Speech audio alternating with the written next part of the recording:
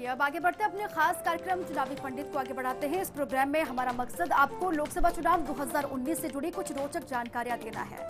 तो आज चुनावी पंडित में हम बात करेंगे समाजवादी पार्टी के राष्ट्रीय अध्यक्ष अखिलेश यादव और दूसरे चरण की 8 सीटों के बारे में, यानी नगीना, अमरोहा, बुलंदशहर, अलीगढ़, हाथरस, मथुरा, आगरा और फतेहपुर सीकरी के बारे में। इनकी कुंडली का सबसे सटीक विश्लेषण करने के लिए और विश्लेषण बताने के लिए मौजूद है हमारे खास मेहमान चुनावी पंडित आचार्य धनंजय जी। गुरुजी, आपका एक बार फिर से बहुत बहुत स्वागत है। नमस्कार। चलिए आगे बढ़ते हैं। आचार्य जी से जानते हैं कि सबसे पहले समाजवादी पार्टी के राष्ट्रीय अध्यक्ष अखिलेश यादव के बारे में।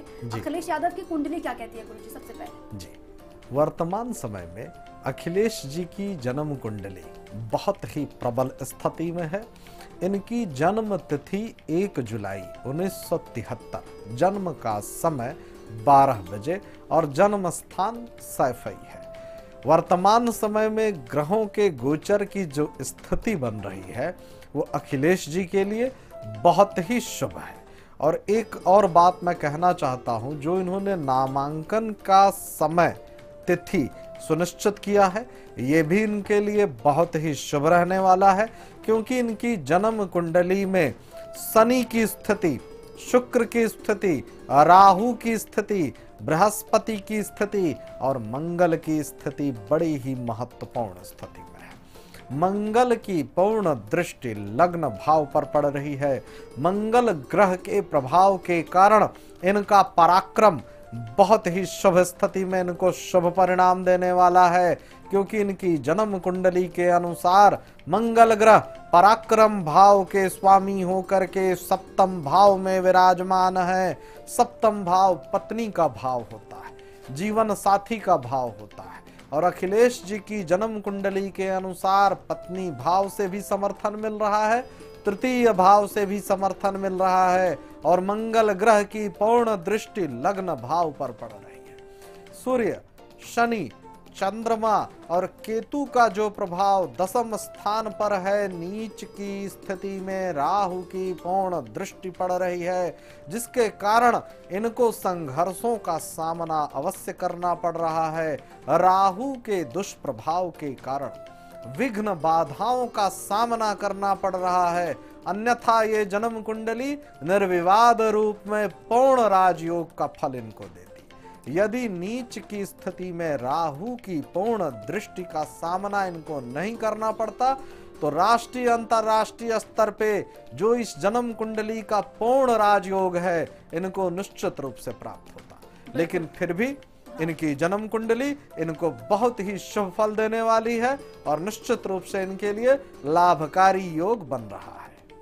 तो अखिलेश यादव की कुंडली बेहद मजबूत है, आप कह रहे हैं, और शुभ फल देने वाली है जी। लेकिन अखिलेश यादव के सामने बीजेपी ने दिनेश लाल यादव को उतारा है जी। और चुनौती बहुत बड़ी है। क्या निरहुआ अखिलेश यादव को टक्कर दे पाएंगे? ना, मैं तो इसको ये नहीं मानता कि चुनौती बहुत बड़ी है। निश्चित रूप से अखिलेश जी की विजय होगी, क्योंकि जो उनके ग्रहों की स्थिति है उसके अनुसार अखिलेश जी की विजय निश्चित रूप से होगी, क्योंकि शनि की बड़ी प्रबल भूमिका है। राहु भी नीच की स्थिति में जरूर है, लेकिन जैसा कि ज्योतिष शास्त्र के अनुसार सामान्यतः राहु केतु वक्री स्थिति में ज्यादातर विराजमान, और जब भी ज्योतिष शास्त्र के नियमों के अनुसार कोई ग्रह वक्री हो जाए और नीच की अवस्था में हो तो उसकी नीचता जो है वो समाप्त हो जाती है, लगभग नकारात्मकता समाप्त हो जाती है।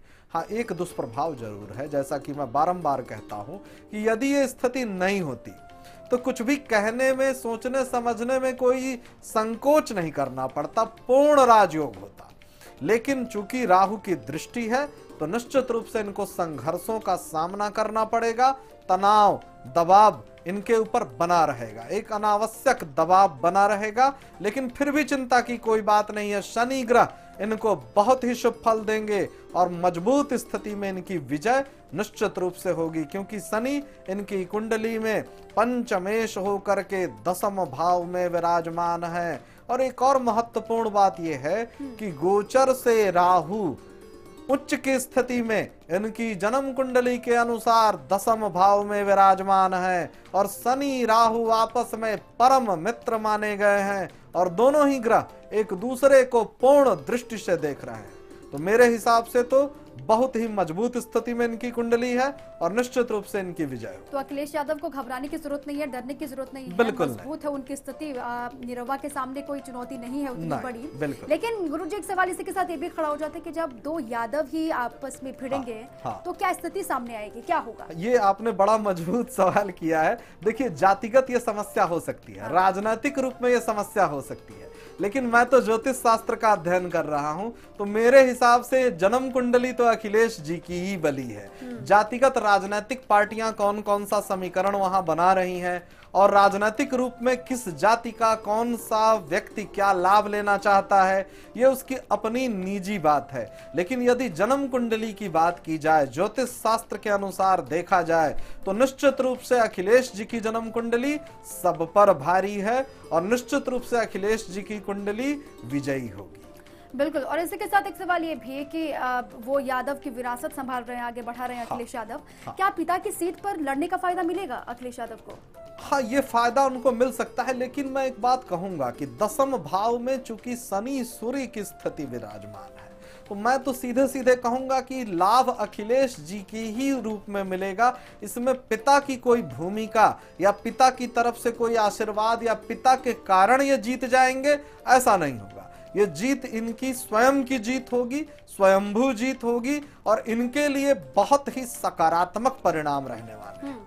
ठीक है। लेकिन गुरुजी एक सवाल ये भी कि इस बार तो गठबंधन भी है समाजवादी पार्टी का बहुजन समाज पार्टी के साथ जी। उसका कितना असर होगा अखिलेश यादव पर, और लोकप्रियता में कमी आई है क्या और आएगी क्या? नहीं, मुझे लगता है कि गठबंधन का लाभ इनको बाकी की राजनीतिक स्थितियों में मिलेगा, बाकी के संदर्भों में मिलेगा, लेकिन इनकी स्वयं की लोकप्रियता या स्वयं के उसमें चूंकि इनकी जन्म कुंडली प्रबल है, तो निश्चित रूप से इनका राजयोग जो है वो ज्यों का त्यों बना हुआ। लेकिन जो नकारात्मकता, जैसा कि आपने प्रश्न किया है, जो भी नकारात्मकता दिख रही है वो नीच के राहु के प्रभाव के कारण दिख रही है।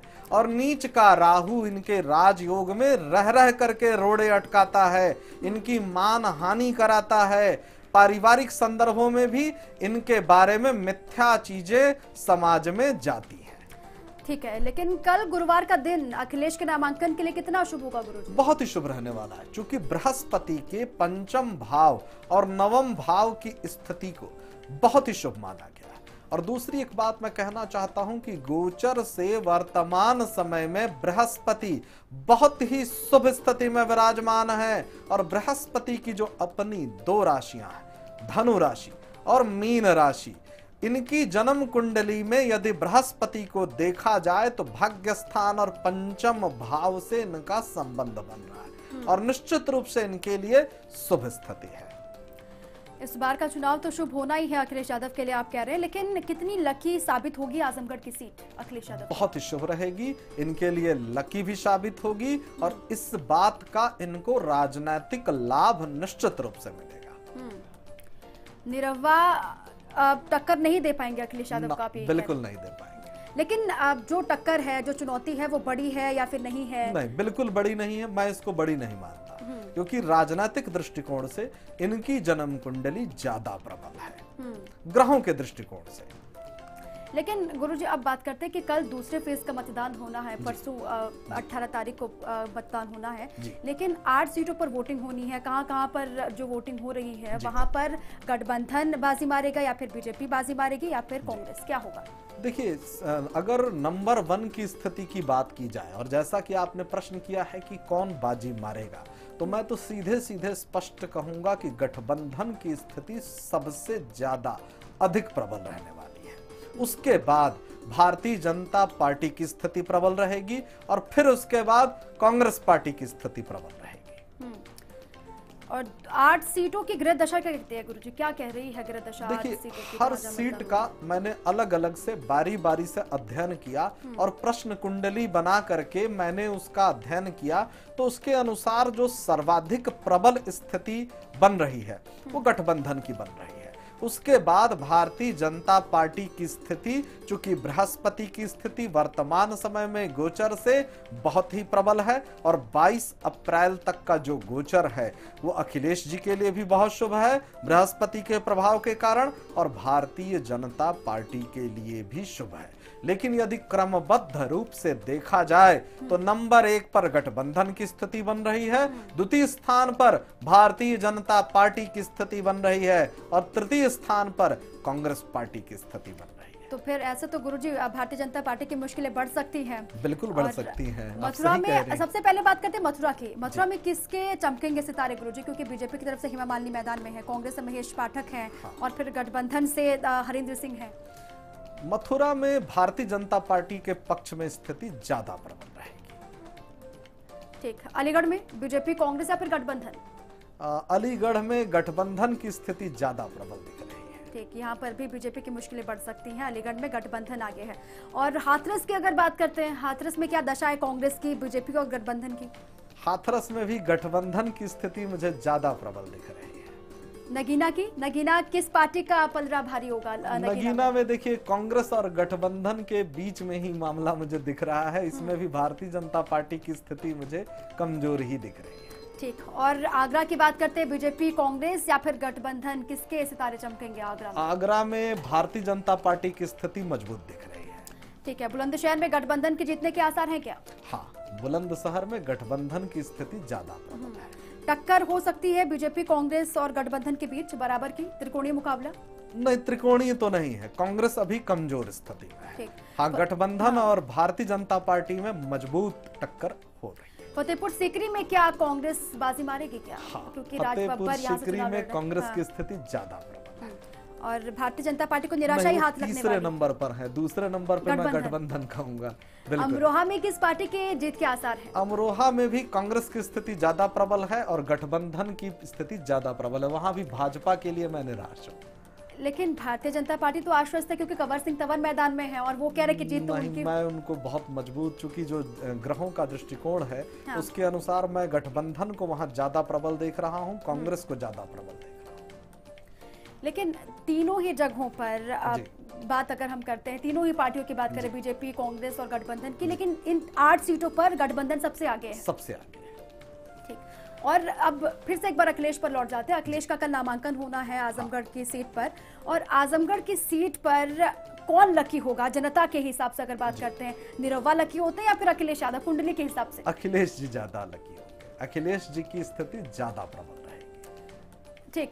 और कल नामांकन से पहले क्या कुछ उपाय करना होगा अखिलेश को? मैं इनसे एक ही बात कहूंगा। बिल्कुल बिल्कुल, मैं इनसे एक ही बात कहूंगा कि राहु से संबंधित जो भी छोटे छोटे उपाय हो सकते हैं, जैसे कि नियमित रूप से मछलियों को चारा देना, कुत्ते के लिए भोजन की व्यवस्था कराना, गाय की सेवा करना, विशेष रूप से काली गाय की सेवा करना।